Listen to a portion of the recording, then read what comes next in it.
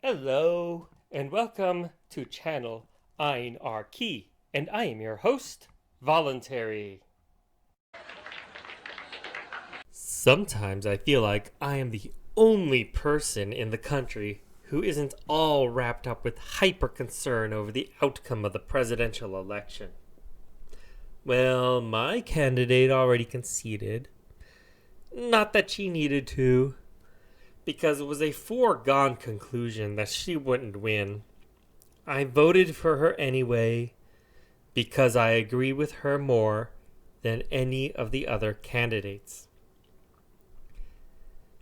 In spite of not worrying myself sick over the outcome of Trump versus Biden, I find myself sitting back highly amused. I really do.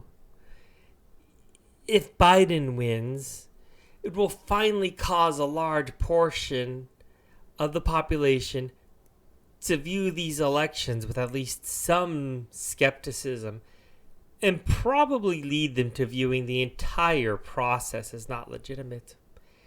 It is an open secret that the vote was inflated, to use a term, but Biden supporters are so very defensive about it that mentioning it by itself is fun, even without it being fully and completely established.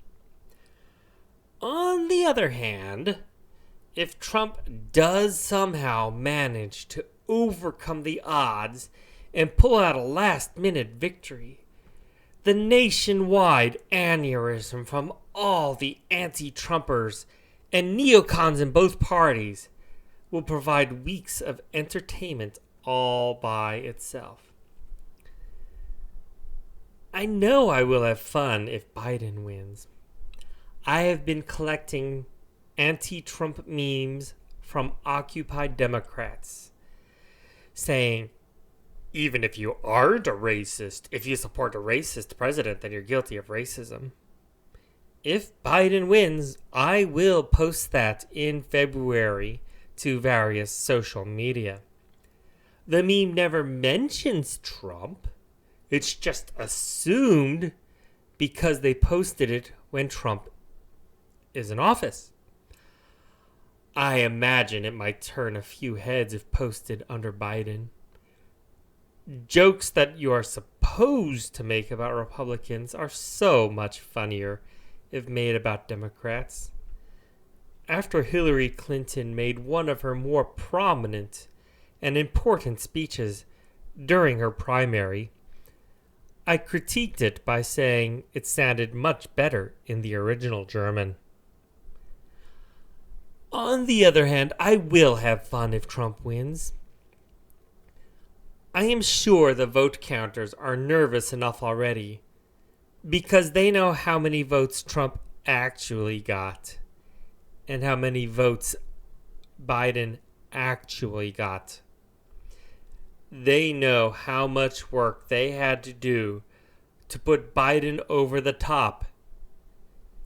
If they fail anyway, you know they will feel disgraced.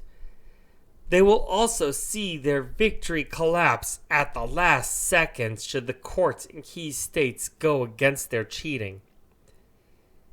It isn't likely, but it would be hilarious.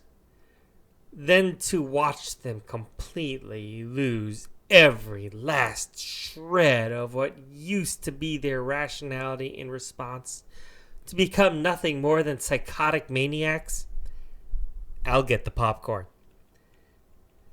The key to enjoying politics is to not take it seriously.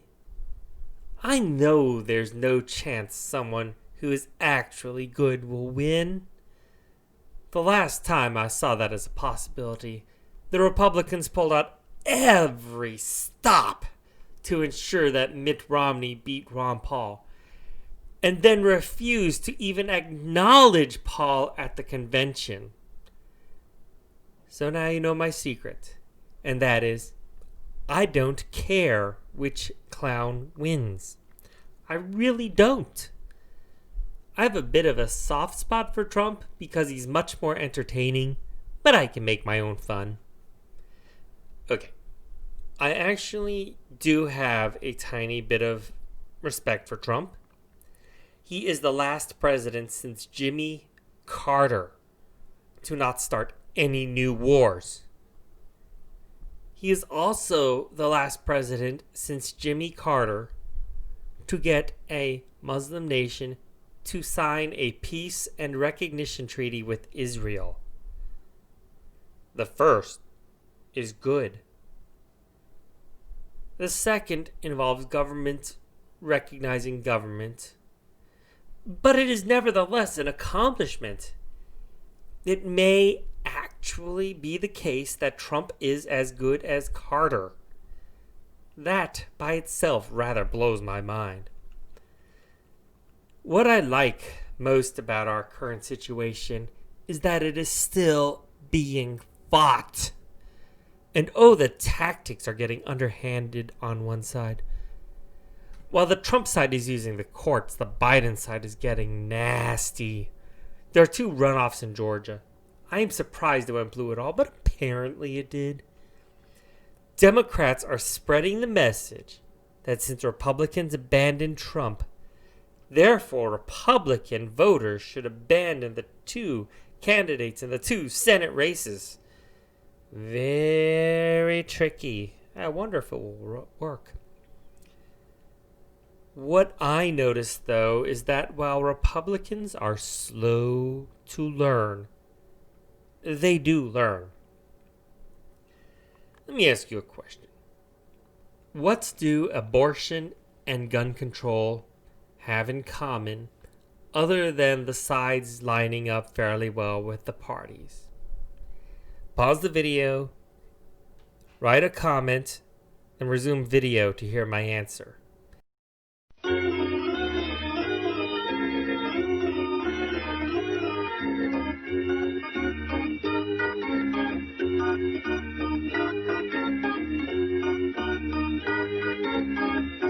Okay, you're back.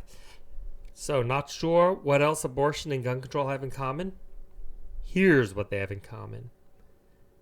Republicans learned a Democrat trick and are using it. For years, Democrats, unable to get rid of gun ownership directly, said, you can have a gun if you follow all these regulations, and these regulations make it impossible to own a gun. For instance, in Chicago, to own a gun, it had to be one you purchased in Chicago. And gun shops could only operate in the city of Chicago if the city gave them a special business license, and all those licenses were denied.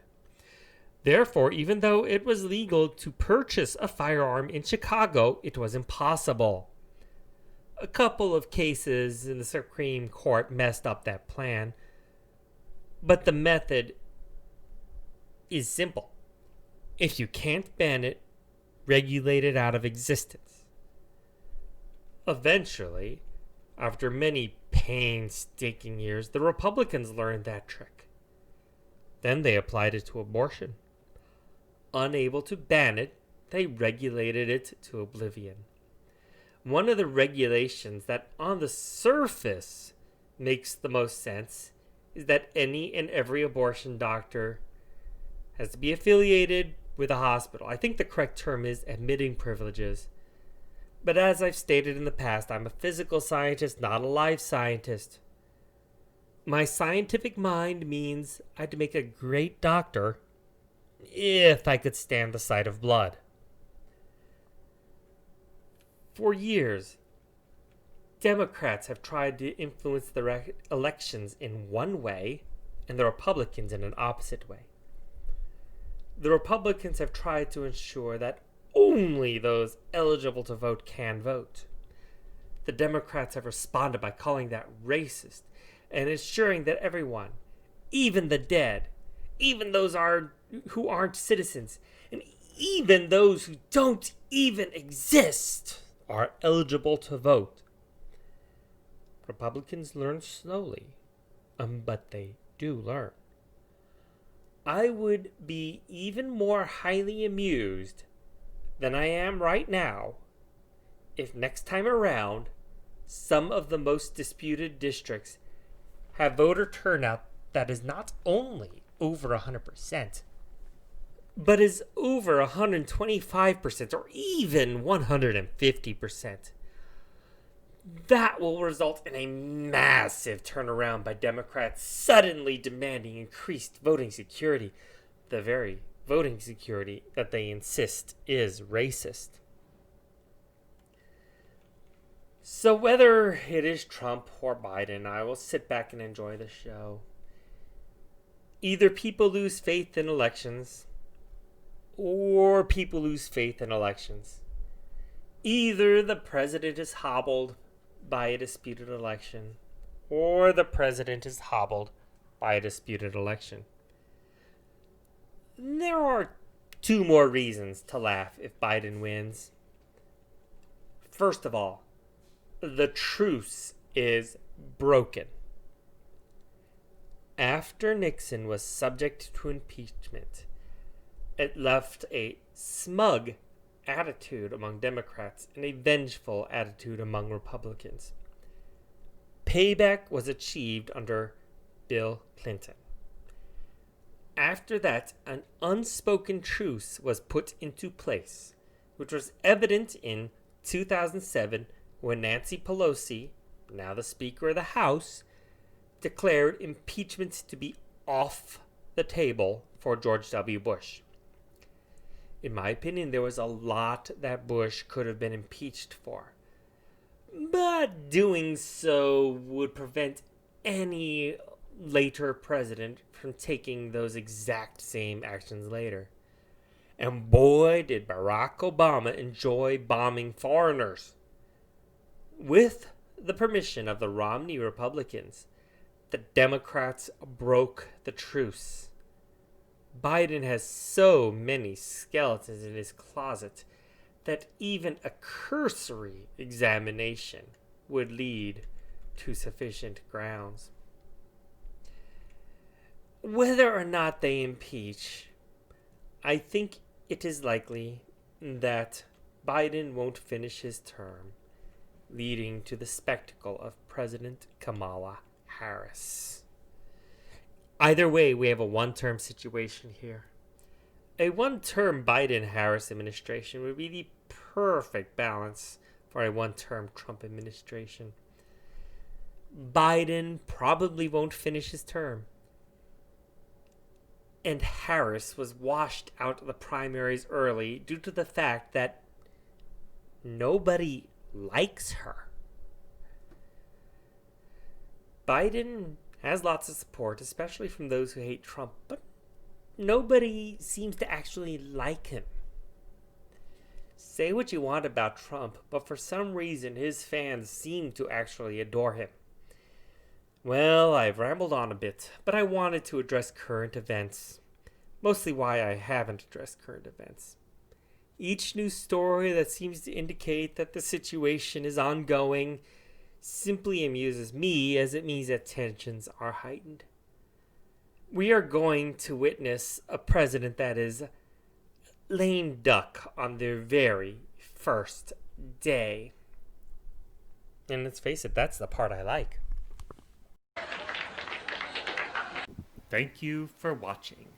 We're now in the double digits for subscribers, and hopefully we will only keep growing. So please like, share, comment, and subscribe to help my channel grow.